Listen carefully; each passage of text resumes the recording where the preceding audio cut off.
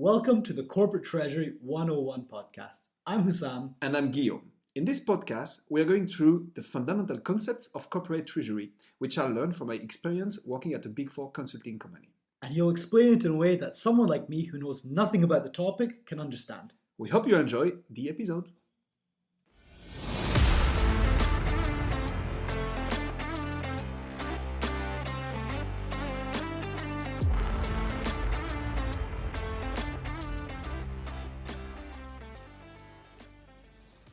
Hey Guillaume. Hey man. So, in the previous episode, you explained what corporate treasury was by going through the main topics and giving us a good overview. Yeah. So, delving further into that, how should we go further into corporate treasury? Yeah.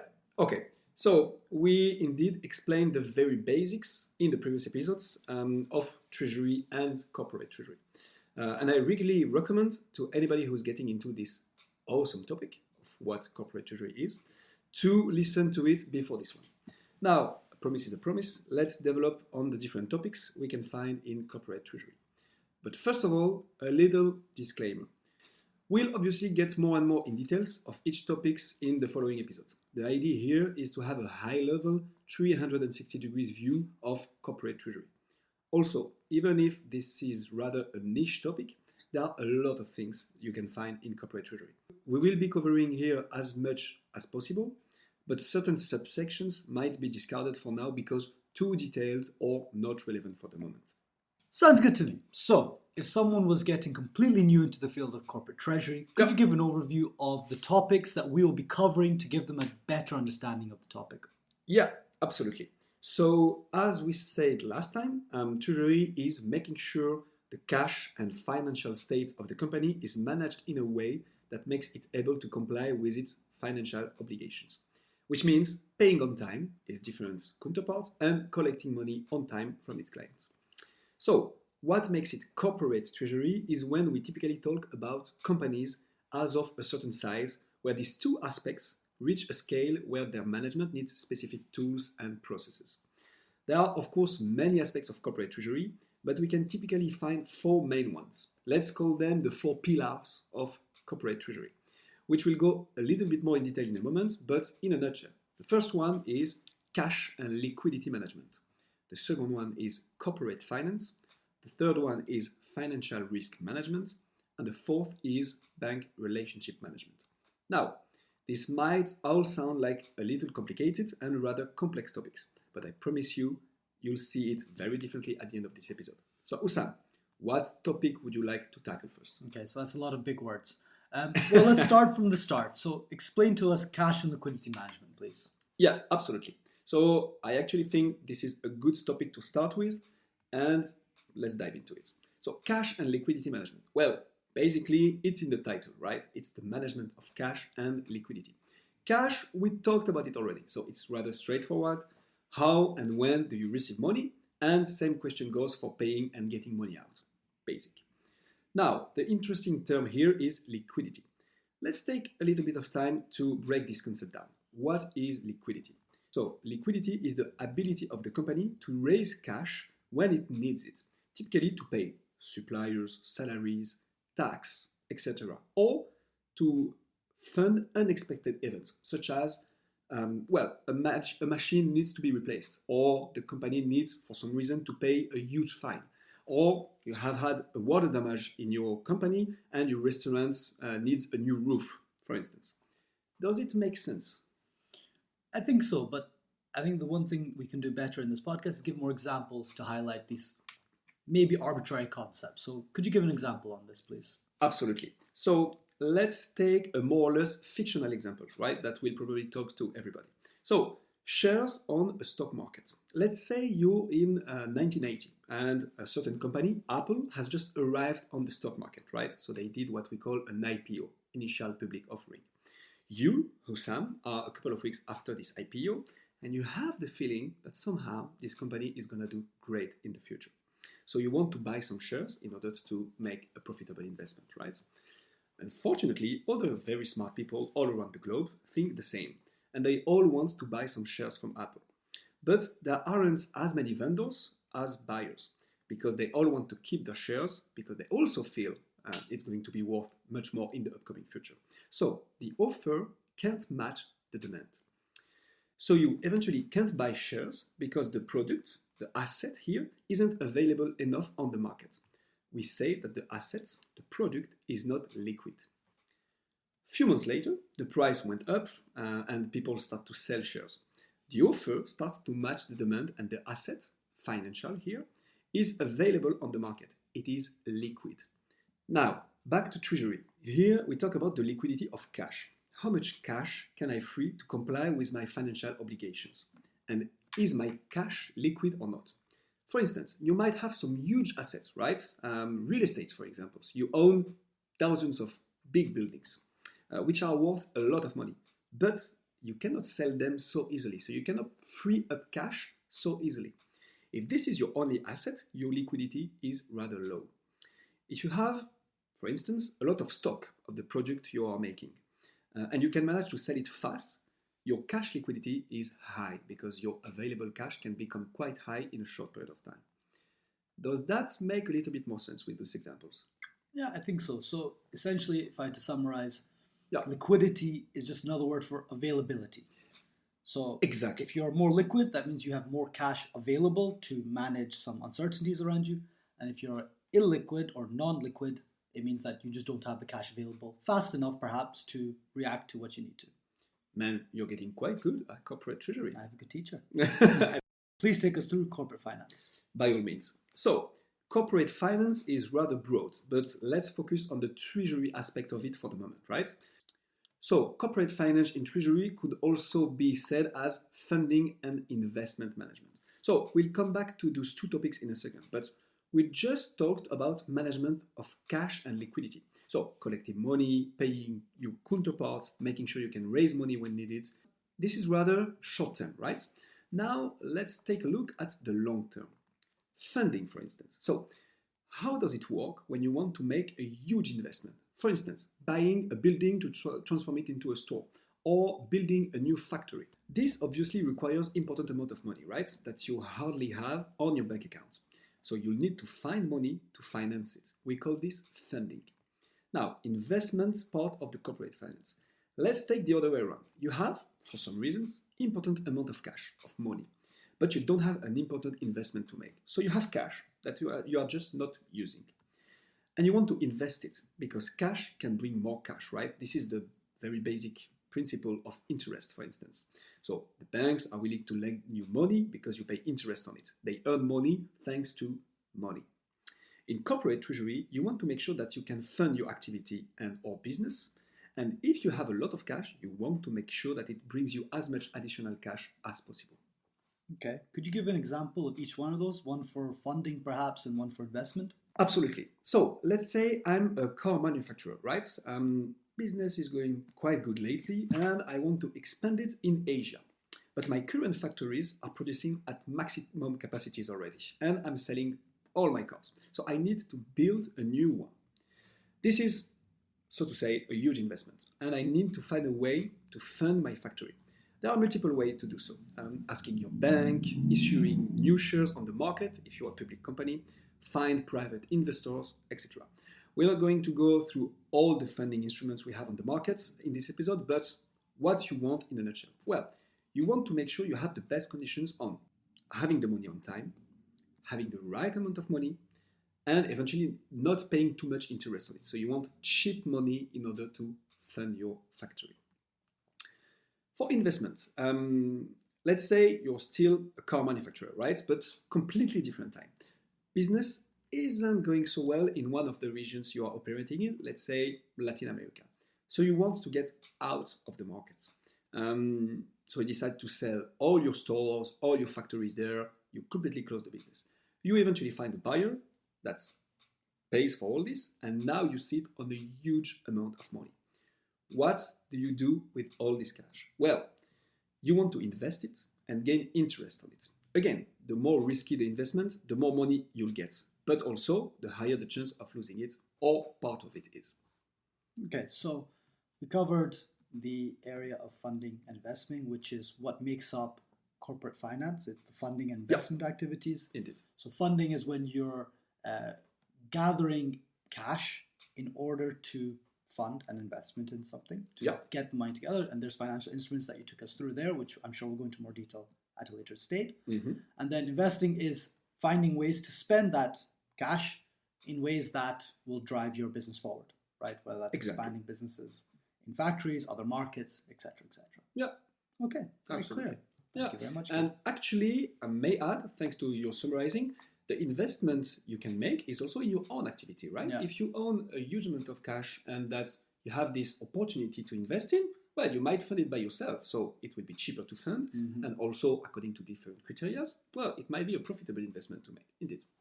Very clear. Now, please take us through financial risk management. Absolutely.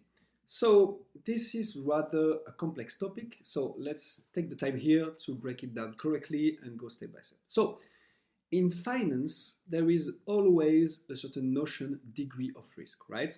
It's quite common knowledge. When you invest money, you have this little disclaimer. Okay, you might lose part, if not all of your money in that investment. Eventually, as little as possible. So there is a degree of risk, right?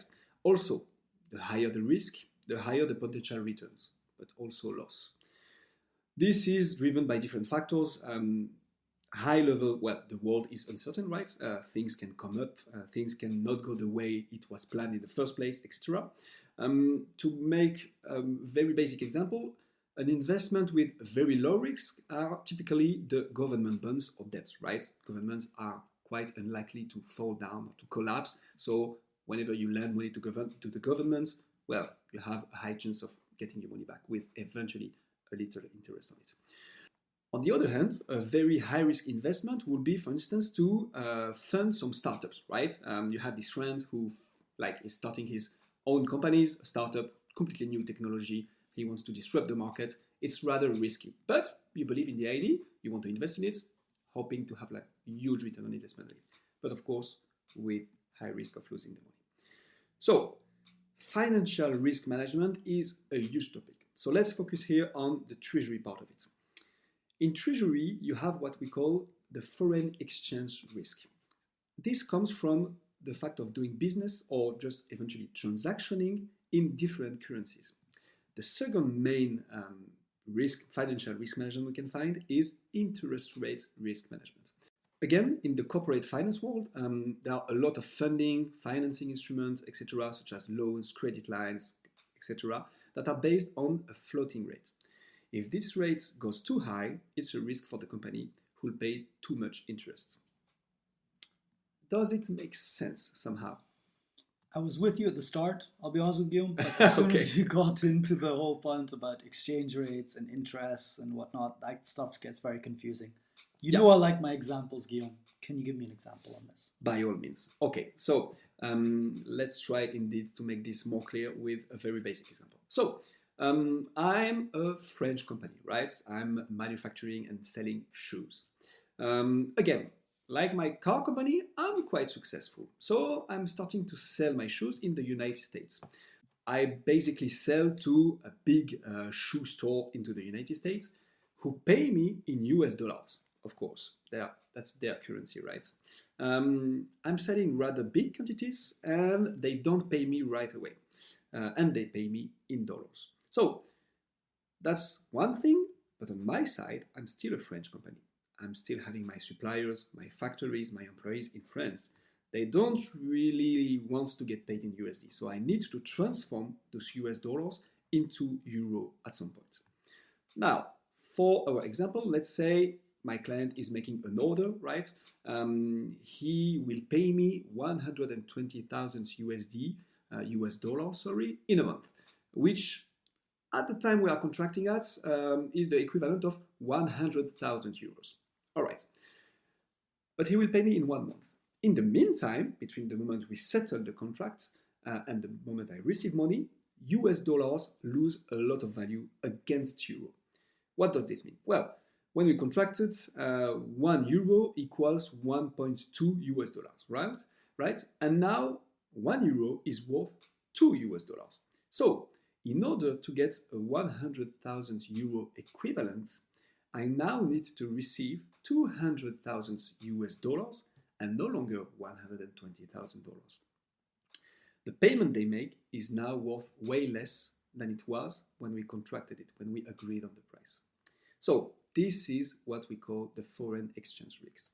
The management of it is making sure that whatever happens to the value of either euro or US dollars, I will receive my 100,000 euros because that's the amount I need to cover my costs and to make some benefits on it. So in order to do so, there are many instruments. Again, we are not going to cover it right now, but most likely in future episodes.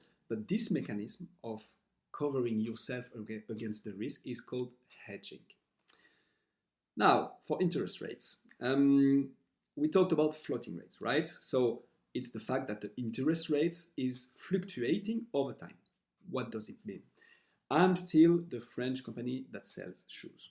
And I need funding, I need money to buy a new machine for my shoes factory. So I contract a loan with a bank. The bank says, okay, I'm willing to give you money, or to lend you money. And for the cost of it, I will base myself on how much the money costs me on a monthly basis. How much giving you money costs me. And on top of that, I will take a little extra percentage for my fee, of course. We're not going to get into the technicalities of how interest rates are calculated, but let's say the money costs the bank 2% of the total amount. They apply an extra 1% for their fee, so it's 3% interest on the money I need to fund my new machine. 6 months later, the same interest rate has fluctuated. It's now costing the bank 4% of the total amount to lend me money. And they, of course, still apply the 1%. This is an interest rate financial risk. Because in the end, I end up paying more than twice my funding than at the beginning when I contracted it. Again, managing it is making sure that whatever happens to the market of interest rates, I'll still pay the same thing during the time of my credit. It's the same mechanism we have here. It is hedging the interest rates. I know this is quite a big piece. Is it a little bit more clear, Hussam? Okay, so if I had to summarize in my own words. Yes, right? please. So essentially, financial risk management is hedging yourself, meaning protecting yourself against external events which could affect your funding, investment, sales ongoing, your loans, etc. Right? Exactly. And you took us through two of them. One was exchange rate risk, which is if I'm doing business in multiple countries, I need to exchange all of those currencies back down to my local currency. Then those exchange rates can fluctuate because of global events, exactly, etc. Yep. And therefore, I might not get back as much money as I intended to in my local currency, because even though my US company is still paying the same amount, it exchanges to less euros if I'm based in the EU. Yeah, absolutely. Right? And then conversely, you can also have that on your interest rates, which is I take a variable interest rate loan. Yeah. So it's not a fixed amount every month, but it's something that the bank is going to adjust. And the bank may decide later on, because of whatever mechanisms they have to calculate their interest rates, that they're going to charge me more interest another month or less or more. So that could go your way positively and also negatively. Exactly. And that seems like an interesting topic on its own. But what I took away from that mostly is that hedging seems like a super important topic in Treasury. Yeah, and I'm really excited for you to take us through that in a future episode. Okay, will be my great pleasure. Man, you are nailing this, huh? Very good. Yeah, you can basically summarize hedging as insurance, right? You're just taking an insurance for whatever might happen in the future. You're still protected for your initial investment whatsoever. But that's quite a good summary, man. Okay, I have a great teacher. We're going through the basics of corporate treasury, right? We're going through your 4 pillars that you've defined for us, which is cash and liquidity management, which you said was the availability of your cash, corporate finance, which is your funding and investments and how you fund and how you invest, financial risk management, which you mentioned were the interest rate risks and the exchange rate risks and how external factors can affect your treasury system and how you need to hedge against those. And we're really excited for you to take us through the 4th topic in your overview of corporate treasury, which is bank relationships. Can you explain banking relationships to us, please? Absolutely. Hussam, first of all, I must say I'm thrilled that you're that much excited about corporate treasury. So yeah, We just went through a big piece into corporate treasury. I admit that I kept the easiest part for the end, but also a part that can only be explained after everything we went through already. So, banking relationship. This is one, again, most important function of a group treasurer, of a corporate treasurer. Why? So all the topics we just talked about, banks are involved at a certain degree, right?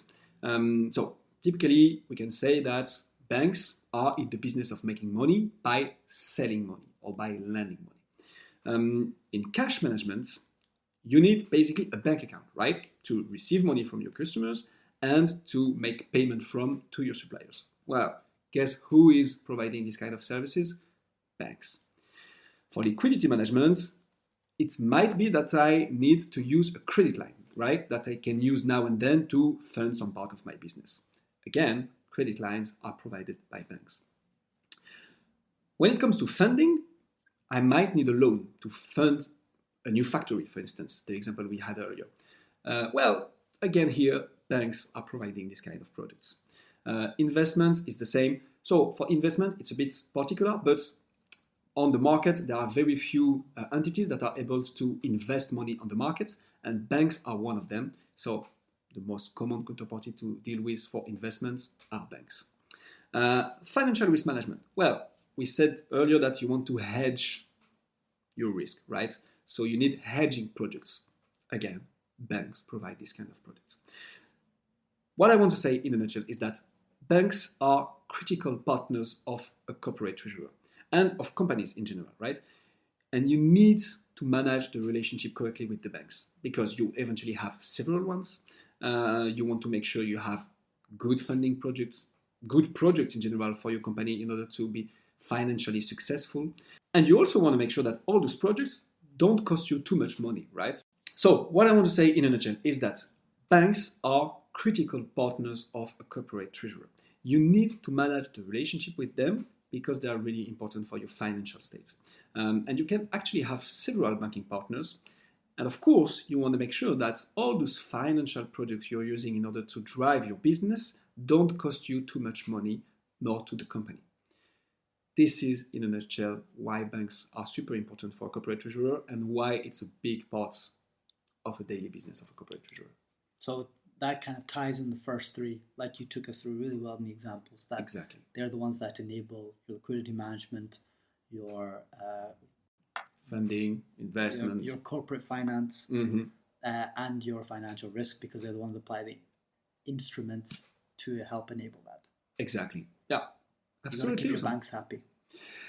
You'd rather do that, indeed. But you also want to make sure they don't bill you too much, right? Because banks tend to go this way sometimes, indeed. Yeah. Okay. Guillaume, thank you very much. That was a very good overview. Thank you, Sam, for being such a good student. You summarized quite well all the topics we just tackled.